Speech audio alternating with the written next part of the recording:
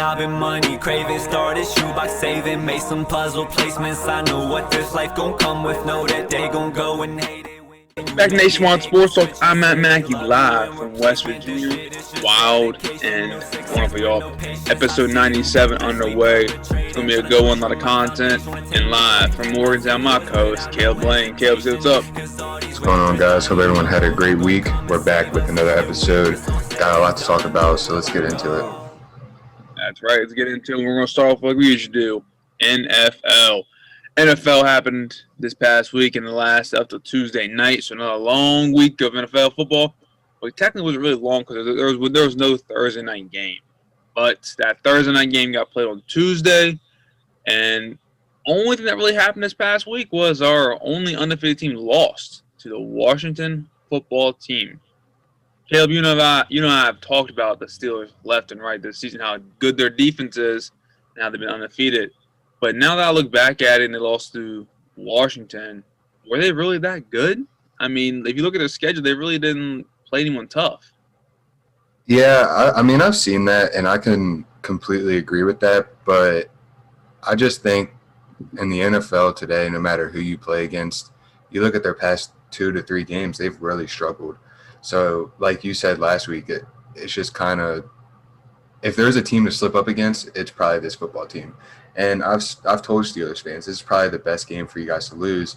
It's better to lose against a football team that's, has a chance to maybe win out of the NFC East than losing to a really good Bills team. I think beating that Bills team is a better win than a worse loss to losing to the Washington football team, if that makes sense.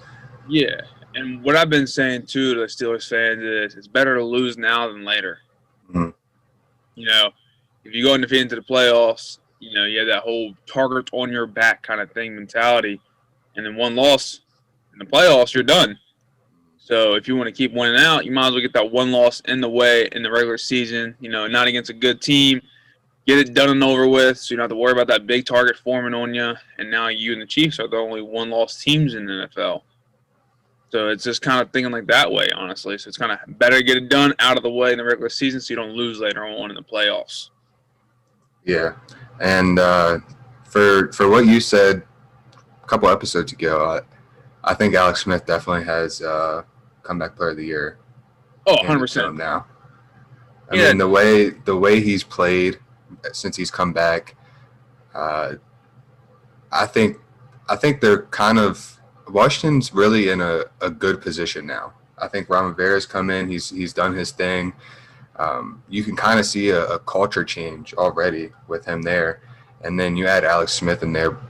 I think he's a great starter. And then having Dwayne Haskins and Kyle Allen, pick whoever you want. Whoever develops under Smith more, that's who you go with for your career or your future of your franchise. Yeah, pretty much. The reason why I think, he deserves to come up of the year, because this man had a brace with, spikes in it going in his leg. Literally 2 years ago, broke almost every single bone in that leg, almost lost his leg, and he came out and has been winning, playing very well, and he just beat the last undefeated team in the NFL. That's why he deserves it. And I'm saying as a Cowboys fan, he deserves it. It's crazy. It's crazy how 2020 is. So, going off that, we're sticking to the NFC East because that's the only other big news going on is Carson Wentz is benched this week. Jalen Hurts gets the start for the Philadelphia Eagles this weekend against, I think it's Green Bay. Yeah, they play Green Bay. No, they play the Saints. Against the Saints. So I'm just looking at it this way, should they have benched him last week and started Jalen Hurts, or, just go ahead and do the same thing again this week? But to me, I think the Eagles are pretty much demolishing Carson Wentz as a whole. His confidence is not there. Yeah, I think they're also just kind of reaching now too. We see how bad this division is. Let's reach and hope Jalen Hurts can do something. We picked him. I mean, you've said it before. We've picked him so high. We got to take our chance at some point this year. Exactly, and if you really think about what that draft, they could have got a good receiver for Carson Wentz. Yeah. They could have got some key receiver, key defensive player for them, key O-lineman even, help protect the man. But I mean, they're going with the quarterback with Jalen Hurts. You might as well start him and play him eventually. Just like with Tua, the whole Tua Ryan Fitzpatrick. Yeah, Fitzpatrick's a great backup quarterback to have. He's been playing very well. You drafted him in top 5 for a reason. He's got to play eventually. Yeah, and for the Eagles, I think Jalen Hurts can bring life to this team a little bit more than Carson Wentz can. I mean, his first possession out, threw a touchdown. So I mean, it was 4th and 19, wasn't it?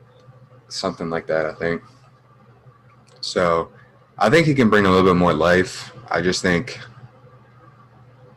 obviously something's not going on in the locker room with Carson at quarterback, so they saw it was right to make the change, and I think Jalen Hurts can do it because we've seen he can go to. I mean, college is obviously different than the NFL, but he could go to 2 different programs, which both were obviously successful programs, but could do his thing at both. Before we continue, let's go back to the college thing. Alabama is the most like NFL-related program.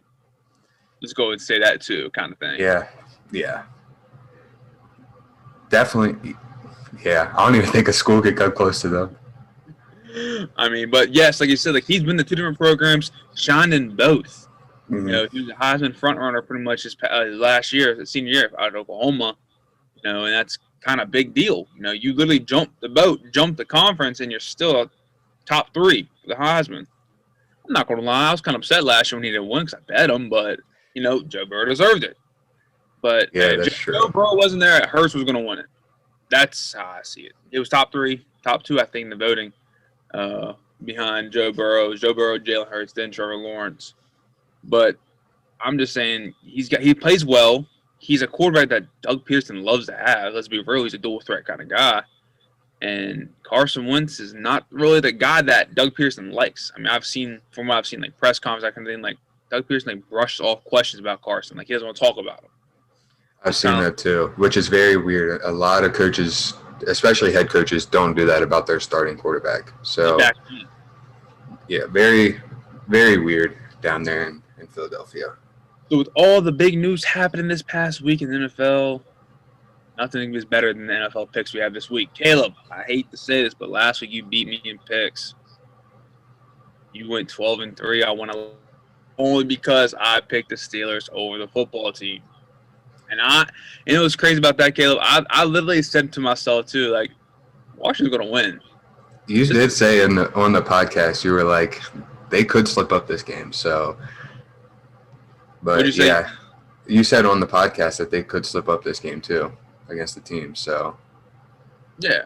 So I'm just thinking to myself like, why did I pick them? But then again, like, you know, we had to have one different pick from each other because every other pick was the same. Sure. So that's true. Since we're posting this thing today on Friday, let's hurry up and do our pick for Thursday kind of thing. So it's kind of like, how could I say this?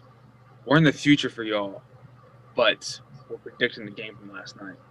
If that makes sense. Today's Thursday. We're doing the episode posting on Friday, which is now today for you guys watching now. So last night's game, before the game happens, Caleb, who do you like tonight? Patriots or Rams? I'm going with the Rams. I just think they've played good ball all around defensively and offensively, and this Patriots team has really struggled this year. I like the Rams too. Like the Patriots had a big win last week with the Chargers, 45-0, shut them out. But let's be real, it's the Chargers, not really that big of a deal. They have no defense this year. Offense has been struggling. Austin Eckler was back last week, and they still blew him out. So it's kind of thinking like, all right, this Chargers team, what's going on in the organization? But the Patriots, they're not back. They're not in full force at the usual are, and they're playing a Rams team who is looking pretty good this year. I like the Rams as well. Moving on to Sunday, first game of the night at 1 o'clock, Texans and Bears. Caleb, can your high hopes Bears get a victory against Deshaun Watson? I hope so. I'm pulling for them. I just think with this Texans locker room, I say about it every week, they got that cancer out of the locker room in Bill O'Brien, but I think you still need that solid head coach, and then you take this Bears defense behind that. I'm taking the Bears all the way. I'm going with the Texans this week. I think this Bears team, they've been just going downhill for a while. I mean, let's be real, they were 5-2. They're 5-7. They've lost a lot straight. They're coming off a loss to the Lions, who we both thought the Bears could beat. but the Lions came back and won because of Matt Stafford. We all know that dude's a bad man. I like the Texans because they got a boy named Deshaun Watson who's playing with his heart every week out. That's why I like him. Next game, we got my beloved Cowboys going against the Cincinnati Bengals. Backup versus backup. Andy Dalton versus old team. Who you like, Caleb? This is a tough one for me, but I think I'm gonna pull for the Cowboys in this one. I don't know why, but something's telling me the Cowboys. I'm gonna go with the Cowboys because hopefully Zeke can finally do work, go off. And against a struggling defense that the Bengals have, it's the game that Zeke needs. He needs it. He needs to do something. He needs to shine. He needs to prove he can play without Dak. Because Dak has proved he can play without Zeke. Zeke's never been able to prove he can play without Dak. Next game up, we got the Chiefs against the Dolphins, which I think could be a good, solid game because the Chiefs have a good offense, the Dolphins have a good defense, and the best shooters are going at each other. And the Dolphins' offense is not bad at all, and they've been playing real well, 8-4, sitting at, and they can make the playoffs. Yeah, I agree. I just think that the Chiefs team's a little bit better. Too many weapons on that offensive side of the ball compared to what Miami has on the offensive side of the ball. And like we always say, you can't go against Patrick Mahomes. You cannot go against Patrick Mahomes. I was trying to provide hype around the game, but this Chiefs team is deadly, and they're a force to be reckoned with. I think they can get an easy victory in this week against the Dolphins. Next game up, Cardinals versus a red-hot Giants team. A Giants team that has been winning a lot of games. Start off 0-5, were they? I believe so, and won 5 straight. Now in the past 7 weeks are 5-2. Yeah, they've won 4 straight. 4 straight. I'm gonna go with the Cardinals. I just think with this Giants team, I think they're kind of in the same boat right now as the Steelers. Like obviously they're not undefeated, but I think they're due a slip up, and I also hope they win this or lose this because that means Washington could be in first place if we win next week. So I also think Kyler Murray's he's a dog. So I'm going with the Cardinals. I like the Cardinals too as well, mainly because that wide receiver core combo they have with D-Hop and Murray is insane. And the Giants' defense isn't really in full force yet, but their offense is clicking without Saquon. I like what I'm seeing from the Giants because I've been saying this from the we started. They've been getting better week and week. Like, they just been getting better and better every other week. And I mean, yeah, I don't want to see them win, but I think they could win. They could possibly win this game. But in my eyes, I think the Cardinals are the better team overall, and they get the victory in this one. Next game up, we got the Vikings going against the Buccaneers. Can Tom Brady, off a bye, get a victory?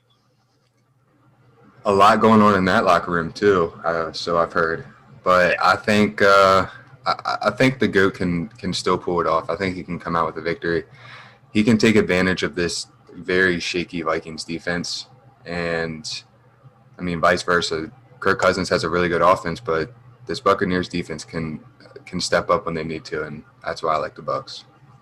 I like the Buccaneers too, and you were right. There's a lot of going on in that locker room, and you know who it all pins points at. Like no one's pointing at Tom Brady anymore. They're pointing at the head coach, Bruce Arians. And if I'm the Buccaneers franchise, I'm looking down at that. And I know my players aren't liking their head coach. Someone's got to go, and it's not going to be all those players that they brought in. It's going to be that head coach. Especially Bruce Arians, who really has done nothing in the NFL, but who's a good coach. He doesn't fit the team to scheme well. I like the Buccaneers win this one against the Vikings. Next game up, which guy this game's going to be a good game? The Broncos versus Panthers. I like the Panthers. I think this team has played – they've all really bought in, like I've said before, with Matt Rule down there. And I believe McCaffrey's still questionable. I'm still going with the Panthers. I don't know who knows what's going on with that Broncos locker room right now, and that's why I'm leaning heavy on the Panthers. I like the Panthers as well. I mean, hopefully McCaffrey's finally back. I have him in fantasy, but I know today, Caleb. Side note: in both the fantasy leagues I'm in, I got a bye week. All right. My one league I'm in with you, the ESPN one, my bye week is in the playoffs for the winning side.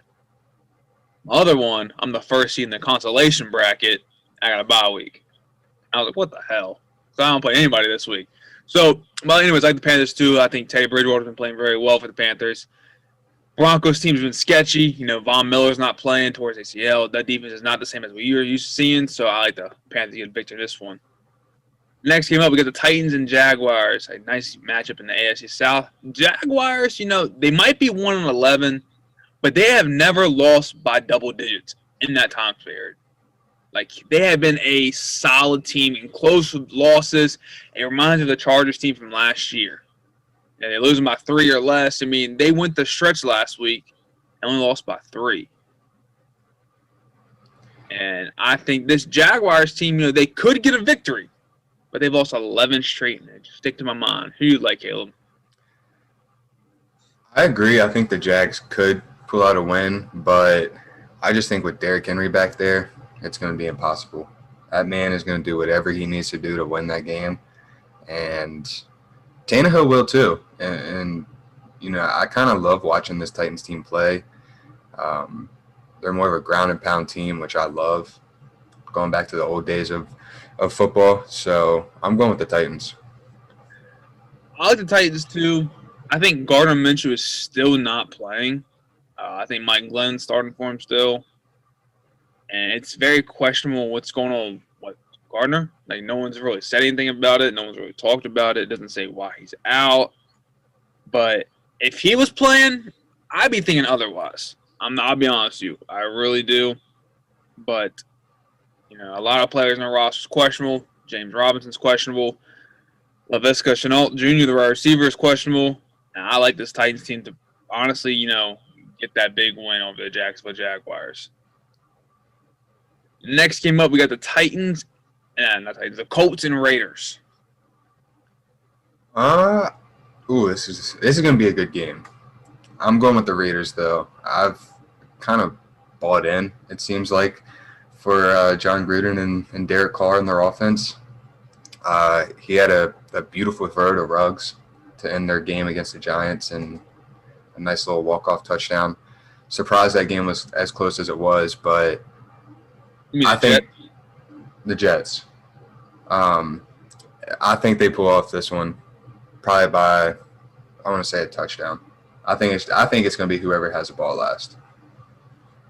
See, I'm going against you here. I like the Colts. I mean, the Raiders, they have a good offense. You know, I bought into the offense 100%, but the Colts have a good one too. Jonathan Taylor back there running the ball. He's played a good ball, running efficiently, and he's running like the college player we saw. Hard knocks, trucking people, getting through the hole. But the only thing I'm going with the Colts here is they got a better defense.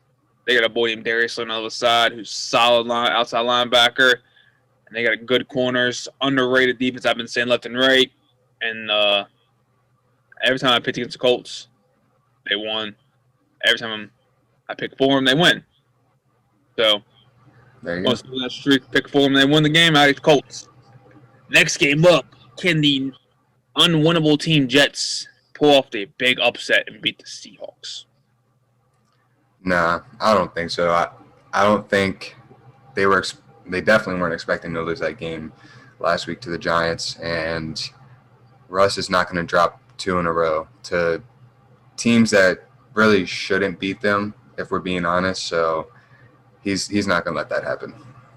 Yeah, I agree. I like to see out of this game. I think Russell Wilson's going to play an incredible ball, and I feel bad for this Jets team after Russell came off a loss. Next game up, we got the Packers and Lions. A nice matchup of the NFC North. Who you like? I can't go against Aaron Rodgers. MVP season. I think he probably pulls it off this year for MVP, and I'm going with Packers. I like the Packers as well. I think this is a very easy game to pick. I mean, yes, Matt Stafford got a big win last week against the Bears, but this isn't the Bears team, it's the Packers, and they got a boy named Aaron Rodgers, and like Stephen A. always says, he a bad man. I like the Packers win this game. Next game up, we got the Saints and Eagles. Like I said before, Eagles are starting. Jalen has a quarterback. Who you like? I don't think that start will help them at all this game, just because you're going up against the Saints. They're too good of a team, I think, and that's why I like the Saints. I'm not going to really explain why, but I like the Saints as well. I think just a better overall team. for them. Next game up, Falcons and Chargers. Can the Chargers bounce back after losing by 45? Surprisingly, I think they can. I think Justin Herbert doesn't want to lose games like that.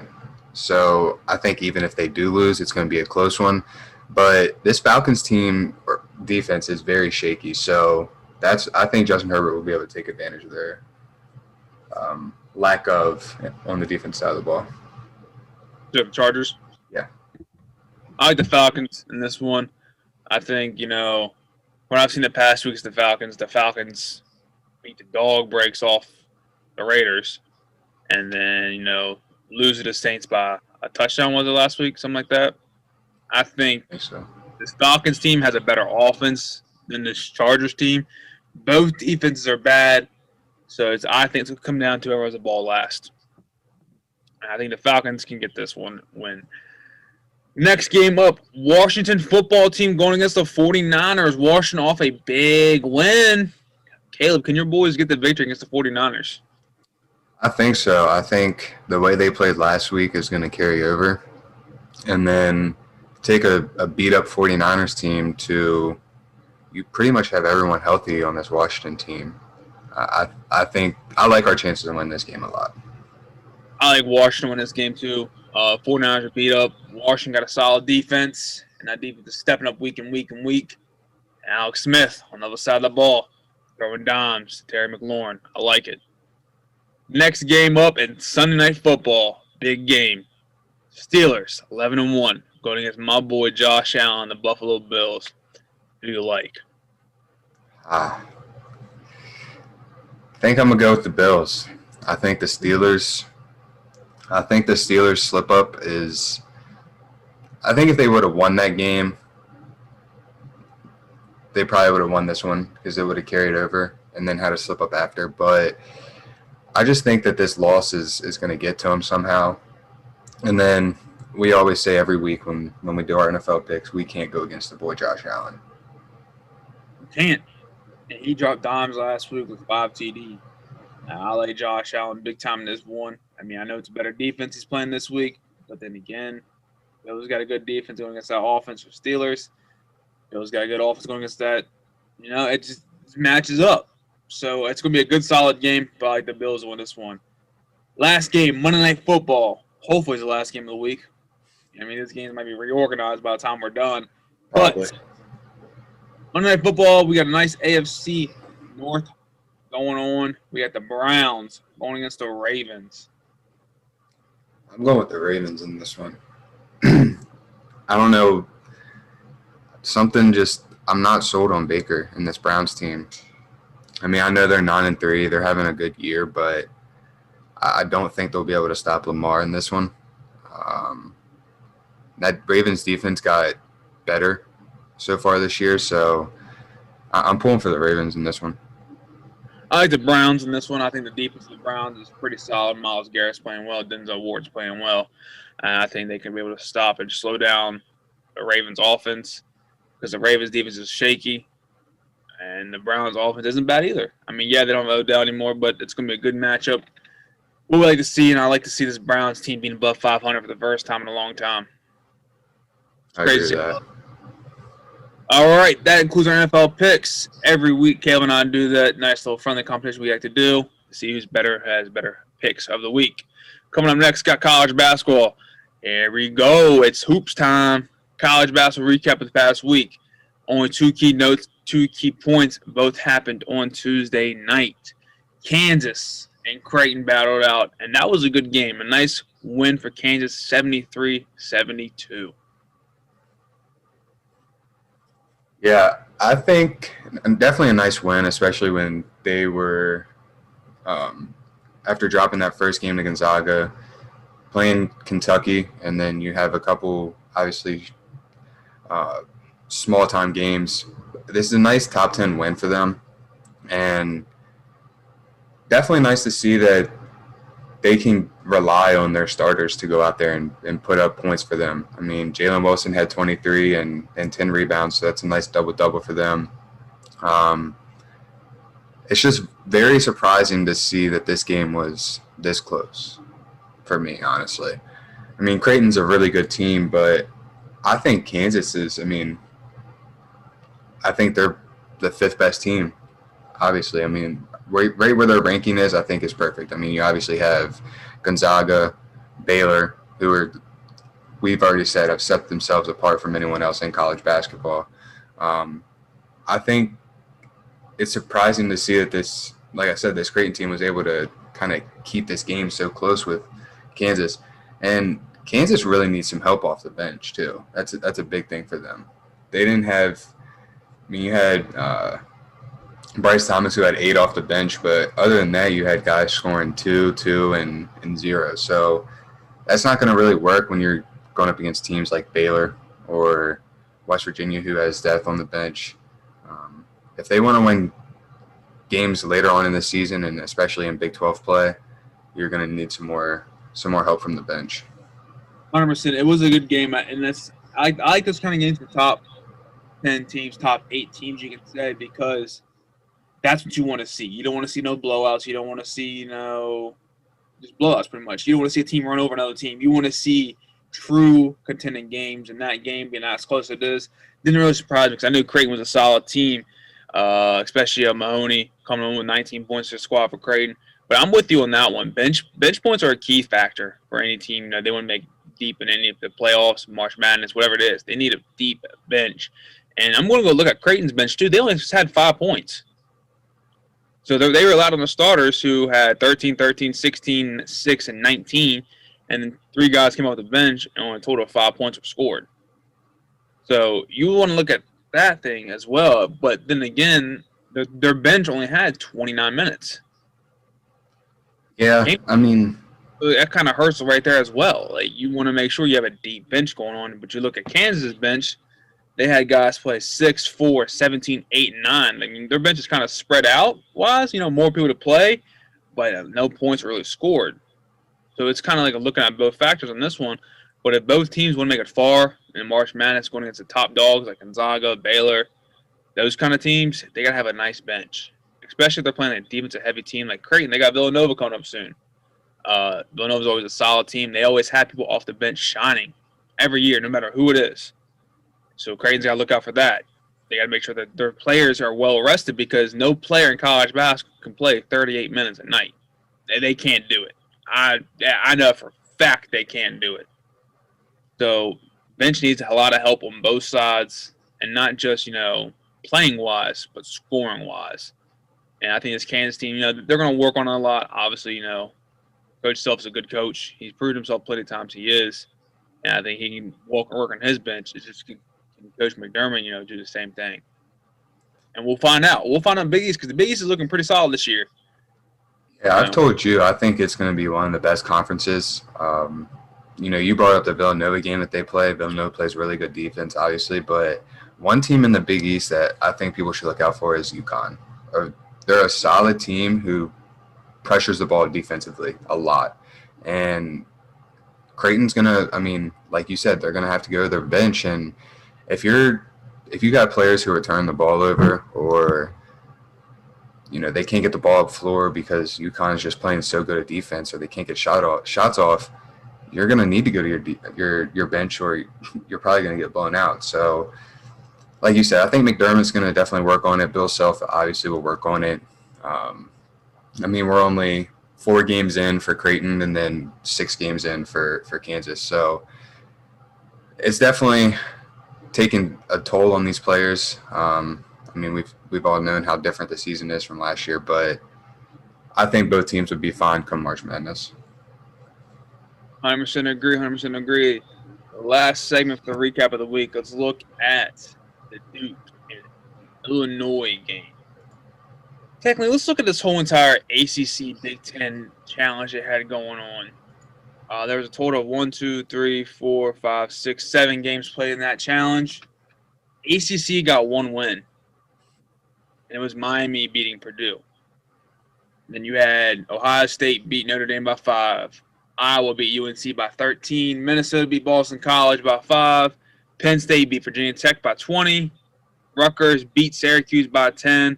And the game I'm talking about here is Illinois beat Duke by 15. Not a close one, nothing like that. 15. Looking at this game, I wonder, Duke. I wonder about this Duke team. As a Duke fan, I wonder if this team can do anything this year. Which I'm looking at it and looking at the players. They coming back and what they're doing. Best player on this Duke team is Matthew Hurt. I'm gonna say that right now. Matthew Hurt's the best player on this team. He plays 30 minutes a night, gets you double-digit points every night, and it's that. The worst player on this team is a returning player named Wendell Moore. Saying it right now. He got benched this past game, didn't start, played 7 minutes only, and had 0 points. Worst player on the team, and you're a returning player. That's how I'm looking at it. You want to talk about bench points like we did about that Kansas Creighton game? We had 6 guys play off the bench. Take a guess how many points we had scored. I mean, I know one of your guys came off and was doing really good off the bench. Yeah, Roach had 31 minutes, 13 points. Yeah. Other than that, I don't think really anyone else scored that 22 much. points. Yeah. 22 total points. If this Duke team wants to play well in the playoffs, want to make forward March Madness, make a Final Four, make a national title game, 22 points on the bench is not going to do it. Your starters on. What? I was going to say, Illinois had 2 players come off the bench and put up 23 for them. So it's not a very good look for Duke. No. They had 2 main players come off the bench for Illinois, like you said. They had a total of 22 and 21 minutes. 23 points were scored. That's literally a point a minute. No. Yeah, for each one almost. Kind of like that math. I don't know. I'm too stressed right now about this. But you look at the team otherwise. Illinois is a veteran team. Duke is a freshman-based team with a couple veteran players, mainly 3. Matthew Hurt, Wendell Moore, and Goldwire. That's really only the veteran team they got. Matthew Hurt, he's shown his veteran leadership. 19 points, 8 for 15, 7 rebounds, doing his thing. Goldwire, 2 for 9, 5 points. Wendell Moore, 0 for 3, 0 points. Off the bench. Illinois is a good team. They proved it right there. Good team. Yeah, I have a lot of high hopes for this Illinois team just because of Ayo DeSumo and Coffee Cockburn. I mean, obviously this team overall is a good team. Like we said, getting that bench play, getting 23 points in a big game, a top 10 game, top 10 battle, obviously helps them a lot. But you look at what Ayo DeSumo has done so far this year, but in this game, I mean, 18 points, 12 rebounds, and they all were defensive rebounds. I mean, that's big for this Illinois team. I mean, he's a guard, and he's getting more rebounds than their center, Coffee Cockburn, who only had 8. So, I mean, you also put up that he had 5 assists, too. I just think this Illinois team, they're built for a deep run in March, and I think them bringing back the veteranness that they've had. Coffee played last year. You had Ayo DeSumo there last year, and also had Frazier, and then I believe Hawkins, their forward that's on the bench, was there last year too. Or no, sorry, he's not. He was a freshman. But I mean, you still have about 4 or 5 guys on that team that were there last year. So you're looking at a very veteran team, and I think that's what's going to help them a lot down the stretch. And Big Ten is a really good conference in basketball this year. Really good conference. Yes, they are. They won 6 against ACC this year in the Big Ten ACC Challenge. I'm looking forward to what happens with this Illinois team. Duke, it's a very disappointment night. You can just say, Caleb, on Tuesday, I was very upset at the end of the night because, my Duke lost, Cowboys lost. So, very upsetting night. I could only imagine. Yeah. Let's look at the best games of the week. Only really 2 that point out to me, key factor on me, and they happen on Sunday. Number 19, Richmond take on number 11, WVU, and number 13, Texas takes on number 2, Baylor. I think both games are going to be a good one. Richmond's a high-scoring team. WVU's a very defensive team, very solid defense overall. So, Give me a little insight about that game you look forward to on Sunday for the first half, WVU in Richmond. So I think this is going to be a really good game because Richmond they're obviously ranked, but they came off of that win against Kentucky. I believe it was at Kentucky too, where they got the upset.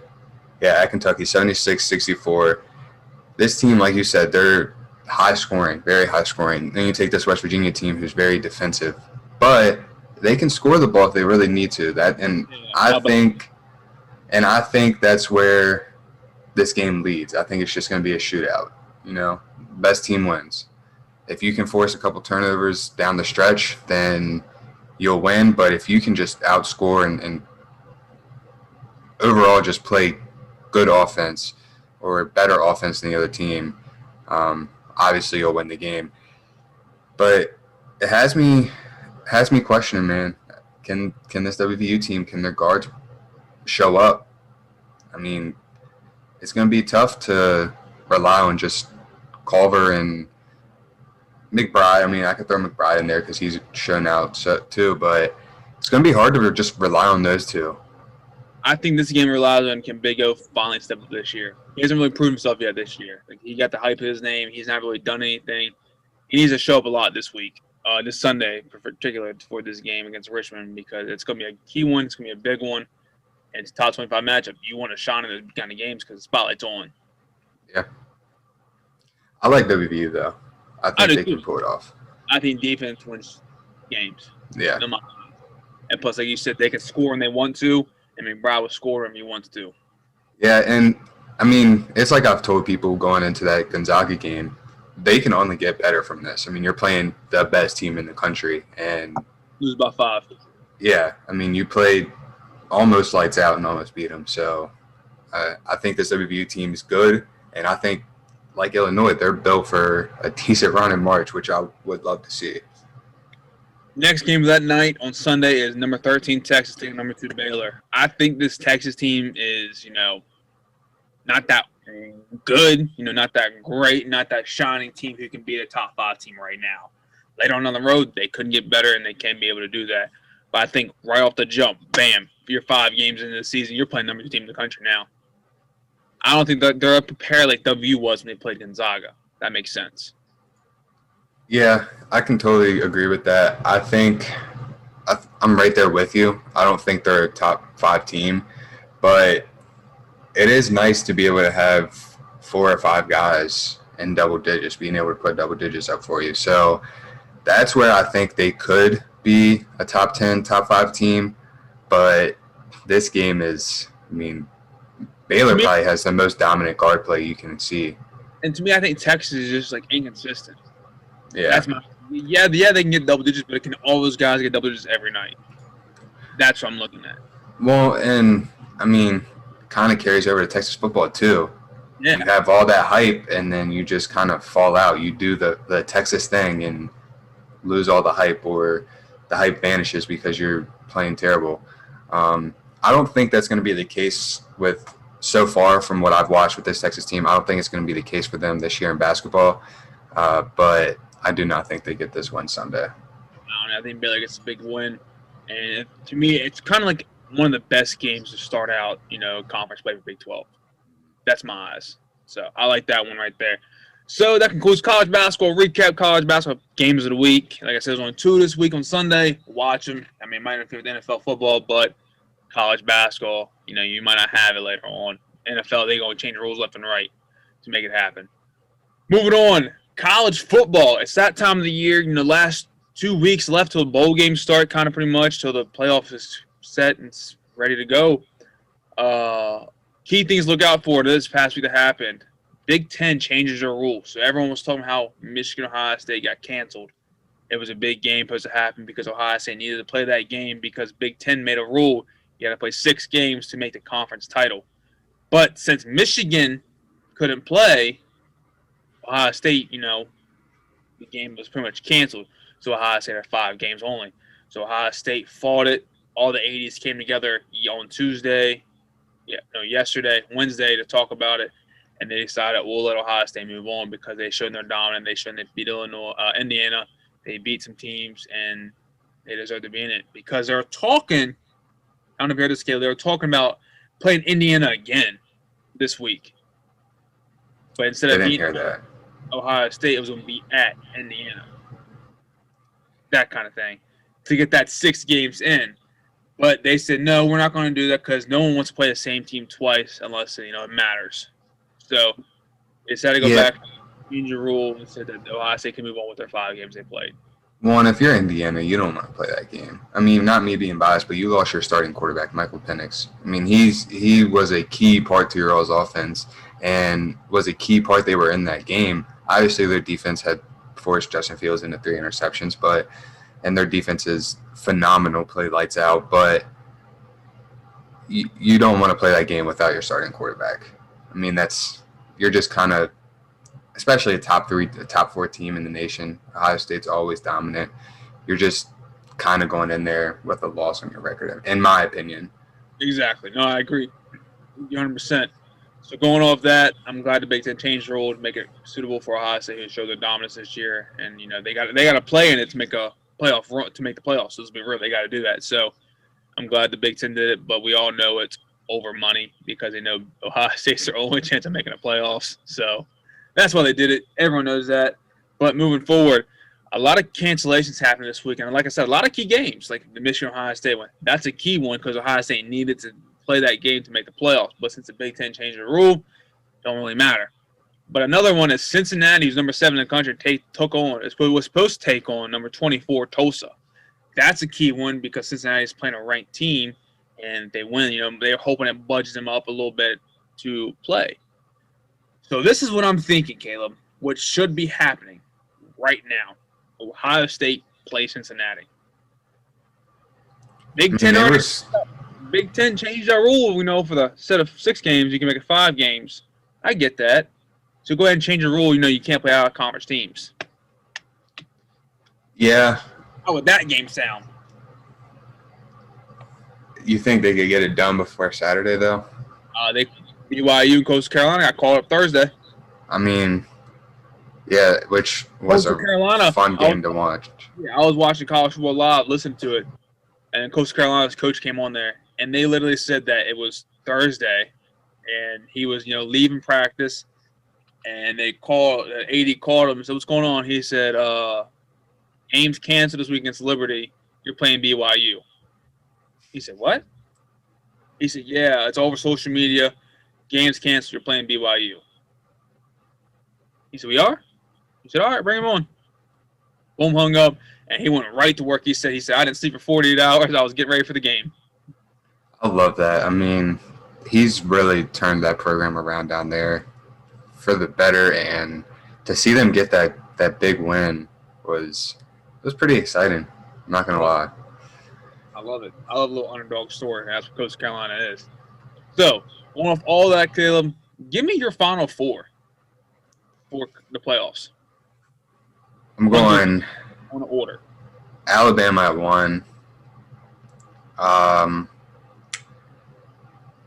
I think you throw in your ACC winner, obviously, so probably going to be Clemson, if we're being honest. And then I think if Clemson wins that in the ACC championship, I think they throw in Notre Dame at 3 or 4. But actually, I'll say this. I think Alabama 1, Clemson 2, Ohio State 3, and then Notre Dame 4 if Notre Dame loses the championship. I just don't see it where they put anyone else but Clemson and Notre Dame in. I mean, obviously, you have Texas A&M who's played great. You have Florida who has a chance to still be in. But Notre Dame beat Clemson without Trevor Lawrence, so it's not really a notable win for them. And even if they lose in the ACC championship, I think they're still going to be like, well, I mean, you beat them earlier in the year, so here you go. You get to be in the playoffs. That's what I'm going to go with. My Final 4 is, Alabama, Clemson, Ohio State, Notre Dame, because, like you just said, Notre Dame did beat Clemson in the regular season. So, but it was without Trevor Lawrence. So, okay, you played them already once, you beat them, but then it depends on how bad they lose the ACC title game. That's what I was going to say. But then here's where it gets fun. This is the fun part. The 4C, Ohio State won their title, Clemson won, Alabama beat Florida. Okay. So does Florida get canceled out because they have 2 losses? I think if they play a close game, to whereas, all right, so say if Florida only loses by 3 or a touchdown, they're in the range of 3 to 7.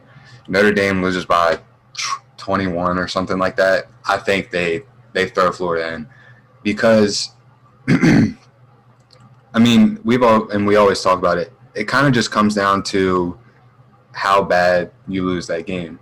I mean, if you show that you can compete against, if they show that Notre Dame shows that they can't compete with Trevor Lawrence in at quarterback, I think the committee is going to look at it and say, well, you know, obviously Trevor Lawrence is probably one of the greatest, is one of the greatest college quarterbacks we've seen. How are they going to compete against, you know, Justin Fields or a Mac Jones? I mean, you know, I just don't think. I think that they'll see that if they struggle against Trevor Lawrence, they'll struggle against those teams, and that's where they'll throw in a Florida team who could possibly keep it, or maybe even knock off this Alabama team. Exactly, but that's the fun thing about us. We don't know, but next week you and I will go into detail about all of that, and that's why I think the Cincinnati-Ohio State games that happen, so Cincinnati has a fighting chance to make it in my eyes. If they want to make a win, they got to make it happen. Moving on to our 5-star performers. Every week, Caleb and I break down 5 players who performed very well this past week in college football. And you know what that means? They're a 5-star player in our eyes this past week. Caleb, give me your number 5.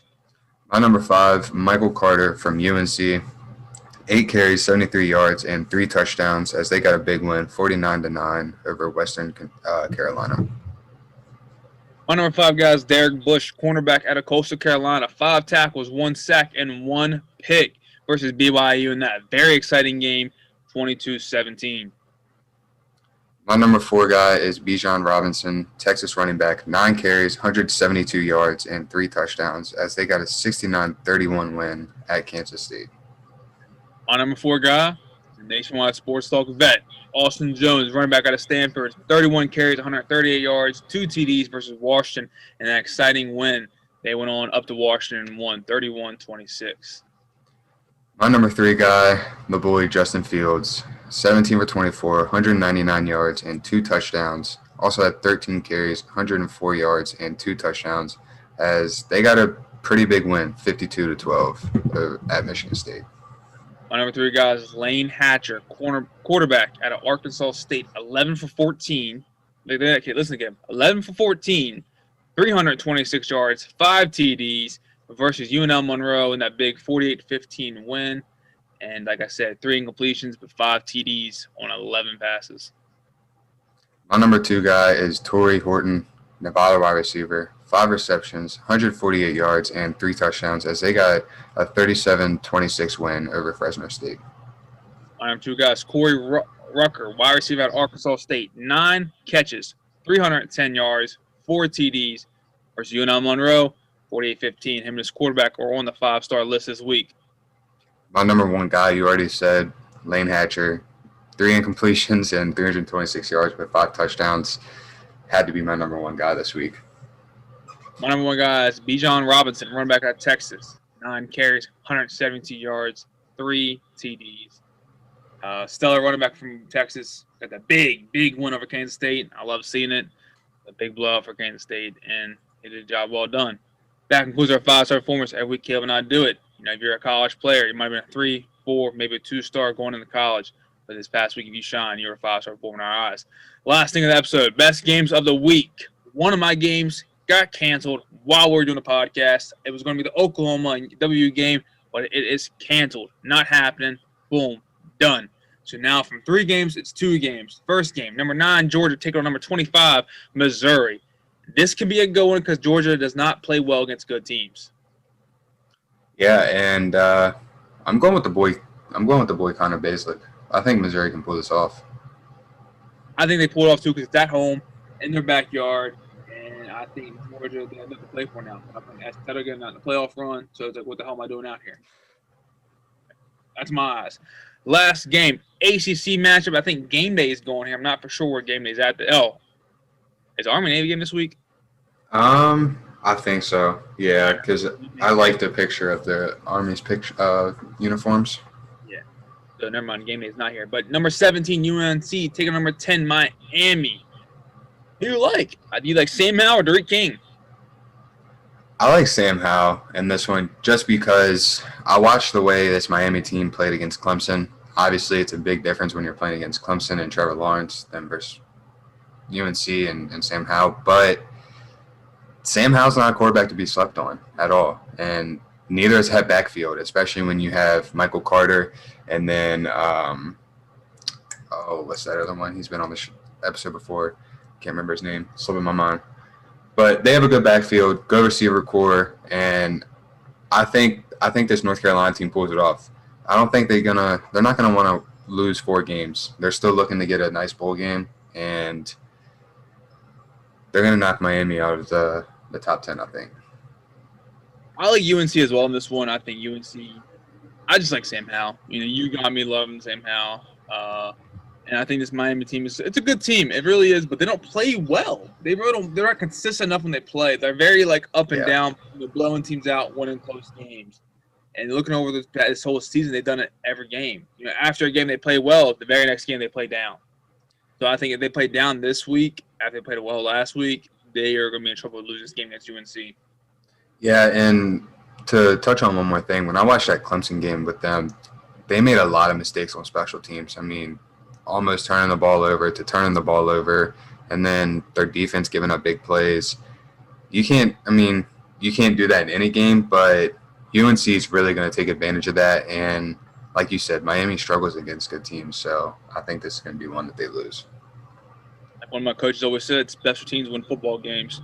And all right, Caleb, this concludes the episode. Say your peace, love, and goodbyes. Well, guys, thank you for coming to another episode. Hope you guys enjoyed. Leave a like, comment, and subscribe, and vote on our Twitter polls, and we will see you guys next week. Like Caleb said, like, comment, subscribe, and even share the episodes. Let the people know who we are, what we're talking about, and how we have a good time doing it. Go to Twitter, go to Instagram, do the polls. It's fun to do. It's kind of cool to see, what everyone thinks. Sometimes split even. Sometimes it's a heavy favorite on one side. Just put your mind to it. Who you like to vote for, just vote for the team you think is going to win the game. It's going to be a good one. It's a good one. Good week. All right. Watch some college basketball. Watch some college football. Watch NFL because it's winding down to the end for the football season.